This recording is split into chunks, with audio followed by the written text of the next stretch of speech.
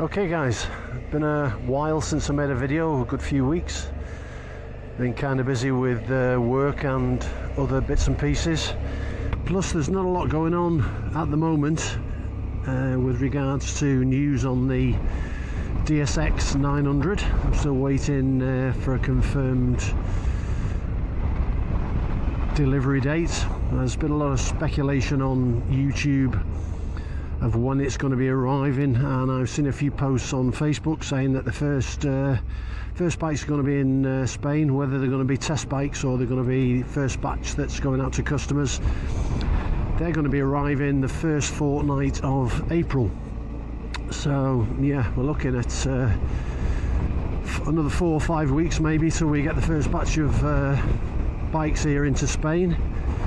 And lots of speculation, lots of banter on the internet and on various forums as to the quality, and the Voge 900 DSX isn't a BMW. Well, anyone with half a brain will obviously know that the DSX 900 is not a BMW. It's not built by BMW, it's built by Longchin under their brand Voge. But we know from all reports that a few of the components are sistered over from the F900 GS, namely the new 900cc engine, although it's downrated on power somewhat to the F900 GS. The GS model, I believe, is 104, 105 brake horsepower, where the DSX is going to be somewhere around 94. So about 10 horses less, 10 ponies less than the BMW model. But I think to the people who are buying the DSX, the reasons for buying that bike are pretty obvious, to be honest. 8,888 euros here in Spain, plus about 300 euros on road costs, so hovering around the 9 grand mark. And even the cheapest F900 GS, you're looking at 5 grand more. But looking at the specs on the DSX 900 Voge, they're more comparable, not to the base model of the F900, the BMW, but more akin to the adventure model. So yeah, we're looking at the F900 GSX Adventure, which has got the bars and bits and bobs fitted. Well, you're going up considerably when you're looking at them options on there, with the heated grips, cruise control, all the bells and whistles, quick shifter, etc. The price starts rising dramatically from the base price of around 14,000 euros. So yeah, it remains to be seen what the DSX 900 is going to be like, what the build quality is going to be like, whether people are going to be pleased with it, whether people are going to continue with their orders that they've placed. Now again, a lot of speculation with pre-placed orders and amounts of deposits put down on this bike here in Spain. I've noticed on various forums some bike dealers are taking a 300 euro deposit, others aren't stipulating. You can pretty much put down what you want on the bike. I put a grand down on mine, 1,000 euro, and the general consensus was that it would be a non-refundable deposit, or that's the way people were looking at it. Now, I don't think any motorbike dealer is going to hold you to a full non-refundable deposit without visually seeing the bike. You're obviously showing an interest and you put a deposit down as an early investor, if you like, in this particular motorcycle, or early trier, or whatever you want to put it as. So I would assume what will happen if you decide to pull out of the deal that you've arranged with your local dealer. There'll probably be 2 options that I can think will be available. The first one is that the dealer will refund your deposit in full once another person has purchased the bike, so the bike will go into stock. I can't see it remaining in stock for any period of time, to be honest. There's a big amount of interest in this particular model. So I think that'll be option number one, that you will get your deposit back after the bike's sold, which will be very, very quick in my opinion. The other option, if you put a small deposit down, you will probably get a voucher for in-store apparel, helmets or whatever you want to spend it on, but either way you'll get your value back that you put down if you want to pull out the deal.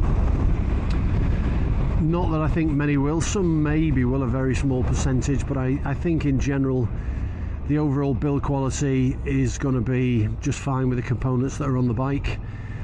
Yeah, so I'm out and about on the Suzuki V-Strom, the 650. I have advertised it for sale to raise some of the money to go towards the DSX 900, but as of yet I haven't sold it. I've had a lot of interest.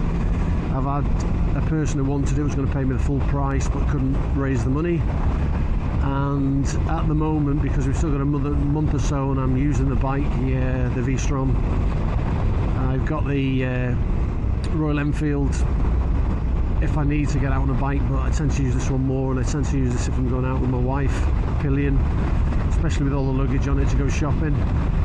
And in some ways I'll be reluctant to get rid of the V-Strom. It may be, I know this sounds completely off kilter and it sounds stupid, it may be that I'll hang on to the V-Strom for a while alongside the new bike, and see what direction things take. Now, one of the things I'm looking forward to with the new bike, where the V-Strom falls short, is, like I've said in previous videos, I really enjoyed the little Himalayan when I had that, and the reason I enjoyed it was we're surrounded by some stunning countryside and trails and forestry tracks up in the mountains that we can get out on, and I just find the V-Strom just not up to the task. The suspension is non-adjustable on the front, the setup is more geared to adventure touring on road than off-road, and the suspension travel is very, very limited, probably about 150-160 mil of travel, and to be honest, the suspension is not overly soft, even though you've got manual settings on the rear of the bike so you can soften it or harden it however you like. Yeah, so things are changing within the automotive motorcycle industry. The Chinese have, as I've said in other videos, they have been notorious for cloning bikes and copying bikes, but the fact that BMW and KTM are outsourcing their manufacture of their engines, even though the design patent and everything belongs to KTM and BMW, gives us a lot of confidence in the fact that big brands like KTM and BMW have got confidence in Chinese manufacturing and their setup that they've got over there. I mean, you've only got to look at Apple with the iPhone and iPad and nearly all the rest of the phones that we use are made over in China. So they've got the technology there, but the blatant copying has been a problem in the past. I know that some people, especially with phones and applications via the app market, are a bit dubious of Chinese and Chinese phones. There's this crazy idea that we're all being watched and Big Brother's got an eye on us. Why they want to keep an eye on us, I don't know, to be honest. If you've got nothing to worry about, there's nothing really to be scared about, unless you're doing something totally illegal, and then obviously you should have some concern or reason to worry. Yeah, it's not in, I think, anyone's interest to try and scam you out of anything. So if you buy a Chinese product, a Chinese phone, likewise, once we get the DSX 900, we're going to get the same thing with the TFT screen. I saw a video the other day on Facebook of a guy who's got the 525 DSX, and there's a mod for the screen which is virtually the same as the 900, so that you can mirror your phone and straight onto the screen, so you can have your Android mirrored just as you would on a TV or a monitor, so you can use full Google Maps on the screen integrated, and at the bottom of the screen you still have integration for your speedometer and rev counter and gear changes, etc, etc. So there's lots of things you can do, and I mean, people are going to be saying, well, you know, the GPS and all the rest of it on the Chinese bike is going to be tracking you, but I think people are overthinking things too much, to be honest. And there's most people, apart from your buying habits and shopping habits, I don't think anyone is really interested in anything. So where are we? Well, we're into the first week or so of March. We're just past the first week of March, and here in Spain the temperatures have dropped a little bit. It's a maximum of 17 today, currently 14. I hope this wind noise that's on the outside is not being picked up too much on the mic.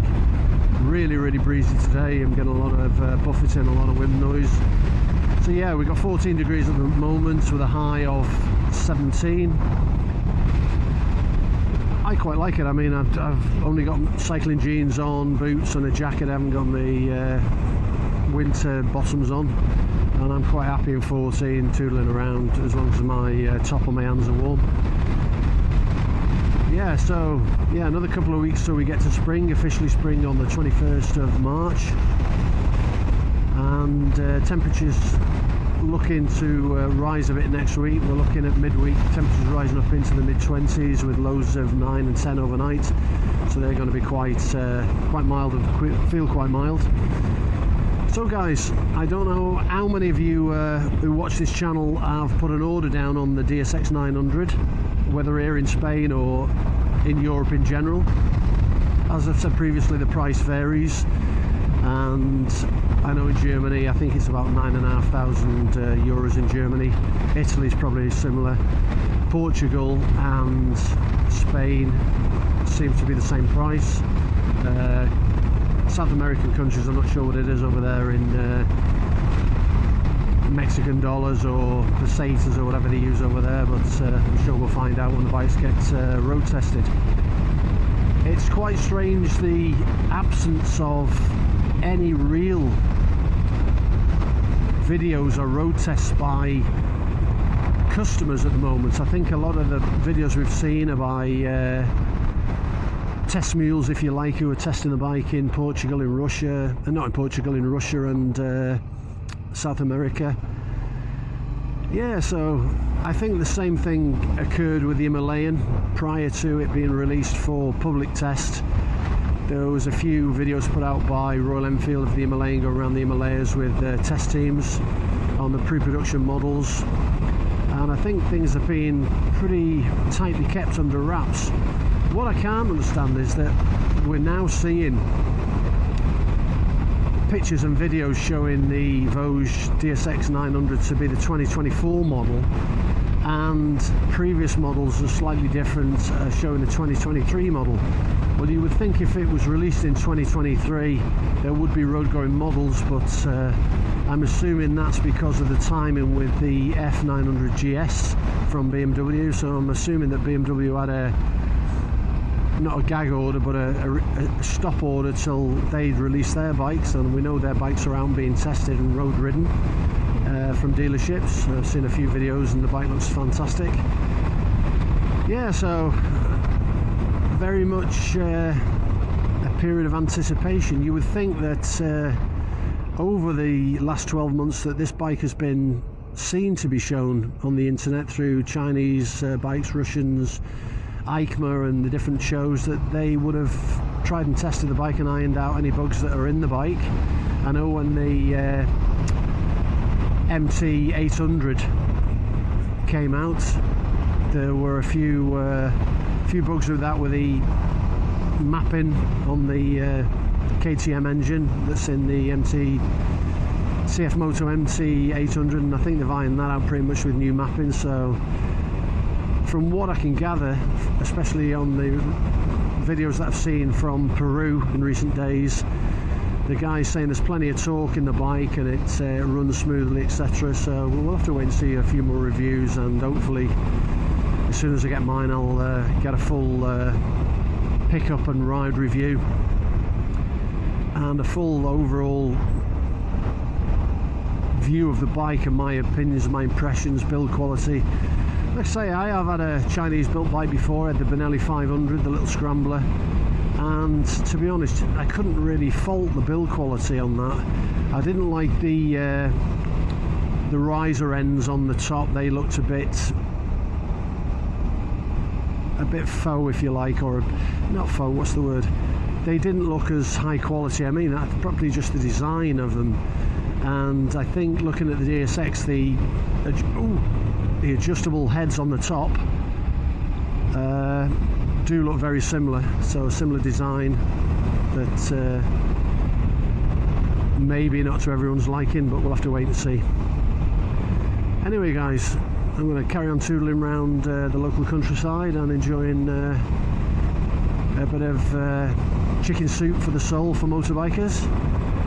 And I'll leave it with you here, and I'll catch you in the next video. And any updates I get, any news I get on the DSX 900, I'll get a video out to you guys. So ride safe, keep two wheels down, and I'll catch you in the very near future. Peace out guys.